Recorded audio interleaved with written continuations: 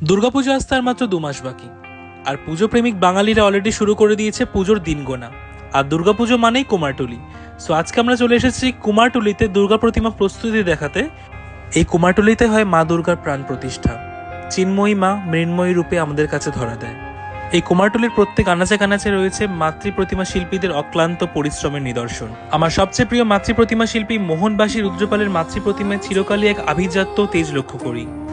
যেহেতু বর্ষা আসন্ন এবং পুজোর আর বেশি দিন বাকি নেই, তাই মাতৃ প্রতিমা তৈরির কাজ চলছে একদম তুঙ্গে, এবং যে সমস্ত মাতৃ প্রতিমা বিদেশে পাড়ি দেবে সেগুলো প্রায় কমপ্লিট হয়ে এসেছে। আমার সবচেয়ে প্রিয় প্রতিমা শিল্পী শ্রী মোহনবাসী রুদ্রপালের মাতৃ প্রতিমা, যেখানে আমি চিরকালই আলাদা এক আভিজাত্য তেজ লক্ষ্য করি। তবে এই কুমারটুলিতে আসলেই মনে হয় যে পুজো এসে গেছে আর পুজোর আর বেশি দিন বাকি নেই। মা দুর্গার এই অপূর্ব রূপ বাঙালিদের মনে এমনভাবে গেঁথে রয়েছে, তাই হয়তো বাঙালিরা 365 দিন মা দুর্গার আগমনের জন্য অপেক্ষা করে থাকে।